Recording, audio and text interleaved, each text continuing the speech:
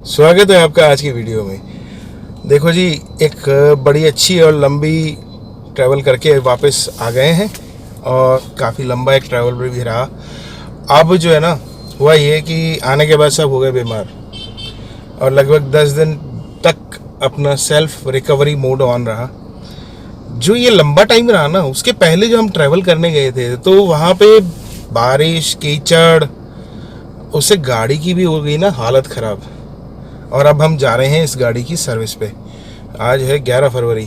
आज इस गाड़ी को लिए हुए पूरे 3 साल हो जाएंगे, यानी आज इसका हैप्पी बर्थडे भी है। तो चल के इस गाड़ी को भी फर्स्ट क्लास से हील अप करवाते हैं, इसकी भी ब्यूटी केयर करवाते हैं, धुलाई वुलाई करवाते हैं। और फिर है ना, इसके अंदर भी जो तेल पानी चेंज हो जाता है, क्योंकि ये चल चुकी है अब तक 9,219 किलोमीटर। 10,000 पे इंजन ऑयल वगैरह सारा चेंज करना पड़ता है। तो अब इसकी जो 10,000 वाली जो सर्विस होती है ना, वो अपन करवाने जा रहे हैं।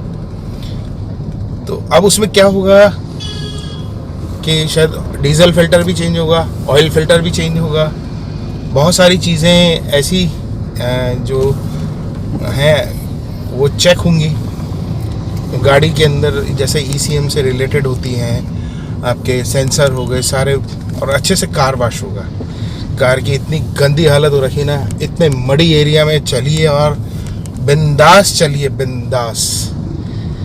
अभी तक इस गाड़ी पर 3 साल में मैंने 1 रुपया भी खर्च नहीं किया है। सिर्फ मैंने डीजल डलाया और गाड़ी चलाई है। अभी तक 1 रुपया खर्च नहीं किया है। ये पहली सर्विस होगी जो पेड होगी, 10,000 किलोमीटर पे हो रही है। और मैं इसको देखना चाहता हूँ कि ये सर्विस में कितना पैसा मेरा लगेगा, क्योंकि अगली सर्विस जो होगी वो 10,000 किलोमीटर बाद होगी वापस। तो देखते हैं कि इस दरमियान मेरा खर्चा कितना आता है। हाल फिलहाल तो मैं मारुति से बड़ा हैप्पी हूँ। मारुति अपने आप में ब्रांड है, इसको किसी चीज़ को प्रूफ करने की ज़रूरत नहीं है। जो इसको लेता है वो अपने आप अपने मुंह से बोलता है कि हाँ साहब, सबसे बढ़िया गाड़ी, सबसे लो मेंटेनेंस। देखो जी, मैंने इसकी एक्सटेंडेड वारंटी भी ले रखी है 5 ईयर की, जिसमें से 3 साल तो निकल चुके हैं। ना तो मैंने इसमें कभी कहीं कोई एक्स्ट्रा पार्ट लगवाया बाहर से, ना ही कोई एक्स्ट्रा काम करवाया मैंने बाहर से। जब भी ये गई है, 3 सर्विस हुई हैं अब तक इस गाड़ी की, मारुति सर्विस सेंटर से ही हुई है, मारुति ऑथराइज्ड सर्विस सेंटर से हुई है। और इवन तो अजमेर की डीलरशिप पे ही हुई है तीनों सर्विस। मैंने धुलाया तक भी नहीं है गाड़ी को अभी। हालांकि मेरा मन हुआ था, जब मैं वापस आ रहा था तो मैंने सोचा था जयपुर में एक बार गाड़ी कार वॉश करवा लेता हूँ। फिर सोचा कि बाहर कराने से अच्छा है कंपनी में ही कराया जाए। क्यों? क्योंकि कंपनी पे मेरा पूरा विश्वास है। कंपनी वाले जितनी तन्मयता से और संजीदगी से, इमोशंस के साथ, एक लगाव के साथ गाड़ी को जो अपना प्यार दिखाते हैं ना, तो वो चीज़ समझ में आती है। लगता है कि नहीं, गाड़ी तो केवल और केवल कंपनी में ही देनी चाहिए। तो वही चीज़ पिछले 3 सर्विस का मेरा एक्सपीरियंस जो रहा वो सबसे बढ़िया रहा। तीनों सर्विस फ्री थी, नॉन पेड थी। और मैंने जो भी काम करवाया गाड़ी का, वो मतलब काम तो क्या करवाया, सिर्फ गाड़ी जो वॉश करवाई है या गाड़ी उन्होंने चेकअप करी, इसके अंदर कोई प्रॉब्लम तो नहीं है, ऐसा कुछ नहीं है। सारे जो ग्रीसिंग वगैरह करनी होती है, ऑयलिंग वगैरह पार्ट्स की करनी होती है, तो उसमें मेरा 1 भी रुपया नहीं लगा। एब्सोल्युटली फ्री थी वो तीनों सर्विसेज। और तीनों सर्विसेज इतनी बढ़िया तरीके से करके दी कि ये गाड़ी एकदम डीजल गाड़ी है मेरी, साइलेंट है और मस्त चलती है, बिना किसी तकलीफ के चलती है। तो चलाने का भी मज़ा ले रहे हैं। और अब वहाँ सर्विस सेंटर जाते हैं, देखते हैं कि वहाँ इस बार पेड सर्विस, यानी पैसा देके, जिसमें इंजन ऑयल चेंज होगा और बहुत सारी चीज़ें चेंज होगी, वो क्या करते हैं इसमें। शहर का ट्रैफिक, हाँ भाई साहब, इंडिकेटर देना पाँव से ही दोगे। ये एक बड़ा अजीब तरीका है यार, मुड़ना है तो इंडिकेटर देना, गाड़ी के अंदर इंडिकेटर लगे तो वो दो ना, टांग दिखा देंगे, जिस साइड मुड़ना है उस साइड की टांग दिखा देंगे। ओहो क्या बात है, गणपति देवता के साक्षात दर्शन। बोलो गणेश जी महाराज की जय। भैया यहाँ से तो आज सुबह सुबह दर्शन हो गए, मतलब दिन अच्छा निकलने वाला है।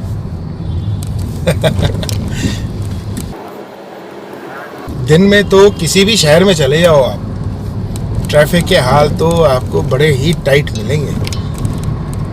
इतना ट्रैफिक, गाड़ी आपको समझदारी से ही चलानी पड़ेगी, अगले को भी आने जाने का पूरा मौका देना पड़ेगा।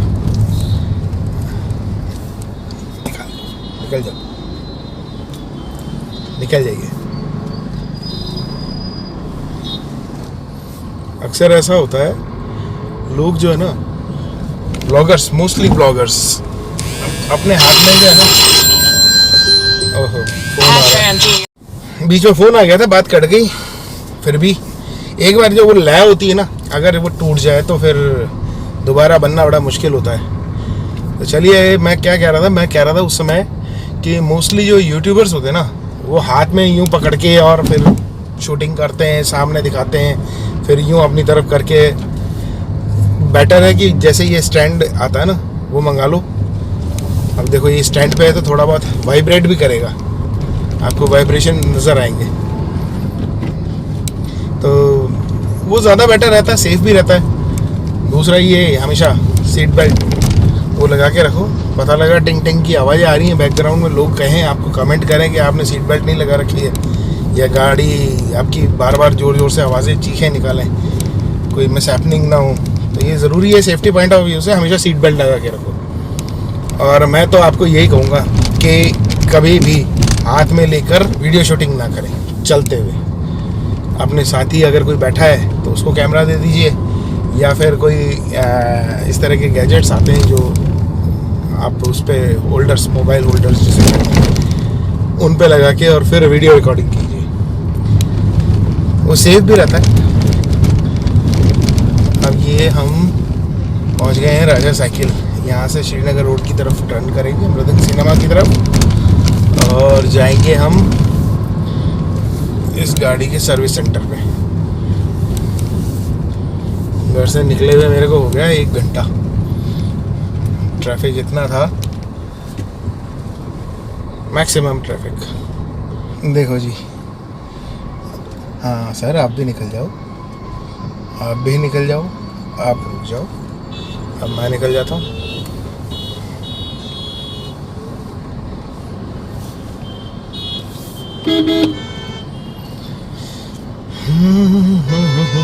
भाई साहब भाई साहब भाई साहब भाई साहब, बहुत जल्दी है।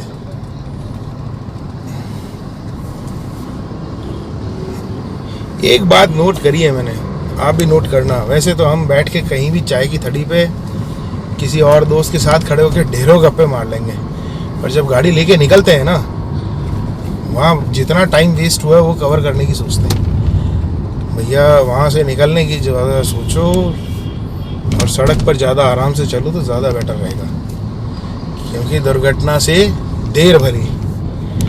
और दूसरी क्योट एक और, जिन्हें जल्दी थी वो चले गए। अब उसको कैसे समझना है वैसे समझ लीजिए आप।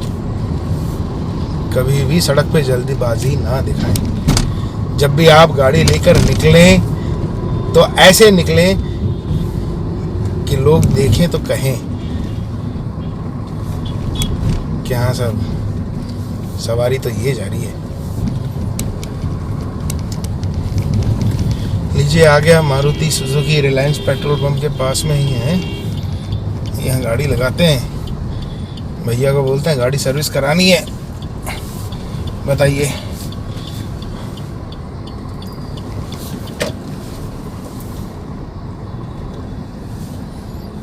सामने खड़े तो हैं, पता करते हैं। वीडियो की तो परमिशन मिली नहीं, अंदर मना कर दिया कि वीडियो तो आप बना नहीं पाओगे। फिर भी मैं कोशिश करूँगा चुपचाप थोड़ा बहुत वीडियो बना लूँ। और अपनी गाड़ी जा रही है, अंदर की तरफ जा रही है। तो देखते हैं अब कितना क्या करके देते हैं, ये क्या क्या करते हैं और कितना बिल आता है वो भी मैं आपको दिखाऊंगा।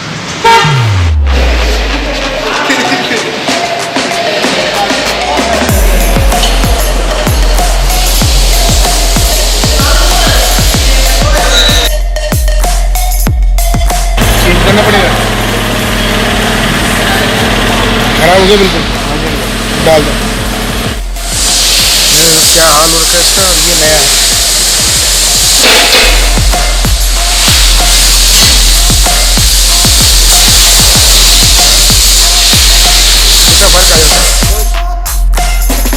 कम है अंकल बरोबर है, बराबर है। टोल चला के टोल सामने ला के देखो आप, ज़्यादापन भर देंगे ना इन्हें, वो उफन के आएगा फिर। कूलेट तो फुल है, कूलेट में पानी नहीं डालना। ये लगा दो, ये साफ है बॉक्स का, कपड़ा साफ लेना है।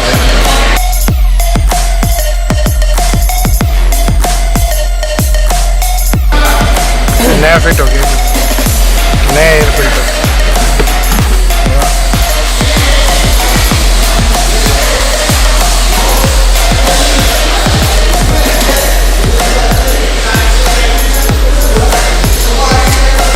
लगे कुछ थल्ले ही दिख रहा है।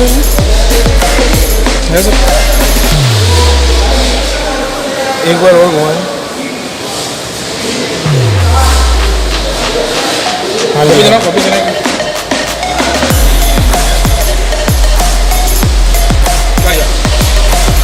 अभी स्टार्ट तो नहीं करी तुमने भाई?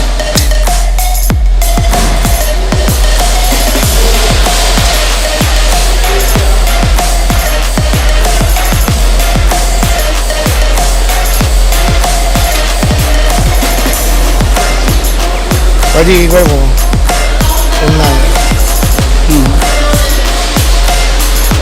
पॉइंट थल्ले है, पॉइंट तो थल्ले है। 3.2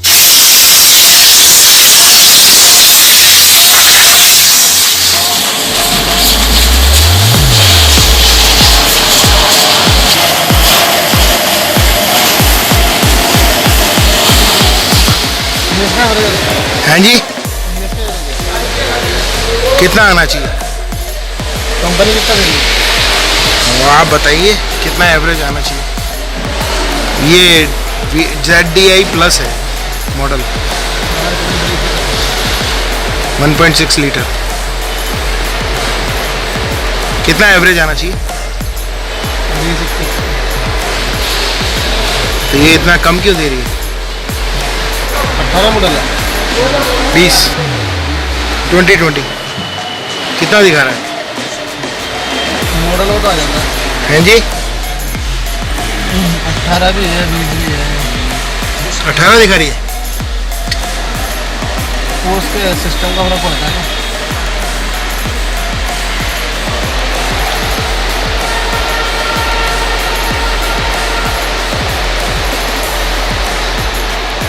क्या एरर है कोई क्या?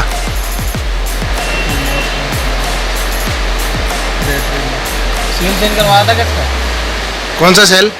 इसका रिमोट का है? रिमोट का नहीं, सेल चेंज करवाना है। सेल चेंज करवाना है।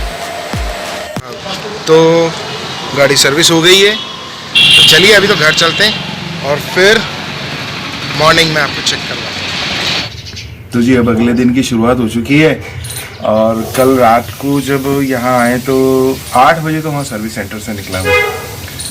और इसमें हुआ ये कि उनका जो अंडर बॉडी वॉश होता है ना, शावर, वो हो रहा था उनका ख़राब। तो उन्होंने कहा कि एक बार ये सोमवार यानी मंगलवार तक ठीक हो जाएगा, आप एक बार वेडनेसडे को गाड़ी लेके आ जाना, ताकि अंडर वॉश भी उसको एक बार अच्छे से गाड़ी को मिल जाए। पर उन्होंने काम अच्छा किया, तारीफ़ करनी पड़ेगी। पैसे कितने लगे, क्या लगे, और उन्होंने क्या क्या काम किया वो आपको दिखा देता हूँ, तो देखिए आप।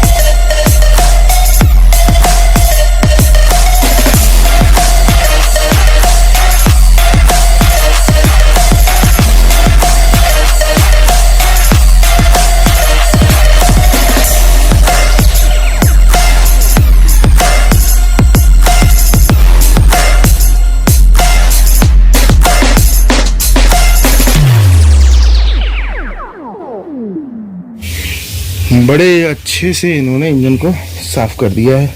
पर ये देखिए पीछे की तरफ जो है ना, और नीचे दिखाओ, वो उधर नीचे जो अंडर वॉश होता है ना, बॉडी अंडर वॉश, वो देख रहे हैं आप, वो गंदा है अभी। तो जब तक वो अंडर बॉडी वॉश शावर से क्लीन नहीं होगा ना, तब तक ये पॉसिबल नहीं कि अच्छे से साफ़ हो जाए। बाकी इसमें क्या करवाया मैं बता देता हूँ आपको।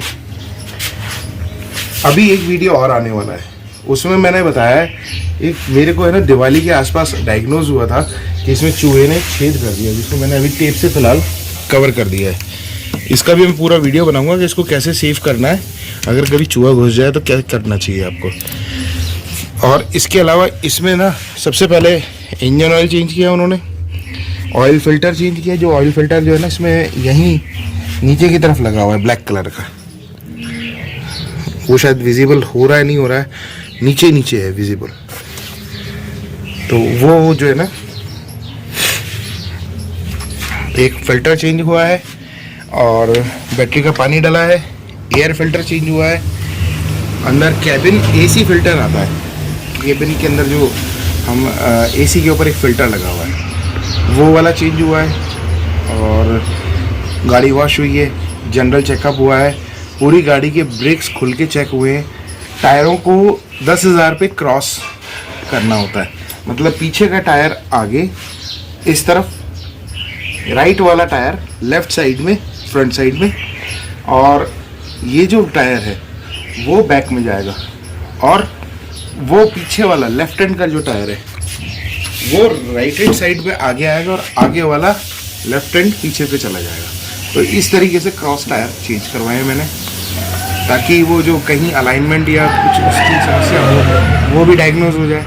हाल फिलहाल गाड़ी एकदम स्मूथ चल रही है, गाड़ी एकदम साइलेंट चल रही है, मज़ेदार चल रही है, ब्रेकिंग भी अच्छी है। पूरे ब्रेक ड्रम वगैरह खोल के उनकी अंदर से साफ़ सफाई और उनके जो कैलिपर्स हैं वो चेक किए गए हैं कि कहीं किसी प्रकार से कोई डैमेज तो नहीं है। बिल्कुल एक्यूरेट पोजीशन में है, एक्यूरेट स्टेट में है। पूरा फिजिकल सेटअप इसका चेकअप हुआ, ECM कंप्यूटर लगा के उन्होंने पूरा डायग्नोज किया। शायद मैंने आप देखोगे उस क्लिप में आपको नज़र आ जाएगा। एक प्रॉब्लम फाउंड हुई थी, उसमें ये था कि मेरी जो की फॉब है रिमोट कंट्रोल वाला, उसकी बैटरी लो हो रही है। तो उन्होंने वो सजेस्ट किया कि उनके पास वो बैटरी थी ही नहीं, उन्होंने कहा आप चाहो तो मार्केट से लेके एक बैटरी नहीं डाल देना, वो एरर भी दूर हो जाएगा। तो it's not a big error. अब कितना क्या पैसा लगा वो मैं आपको दिखा देता हूँ।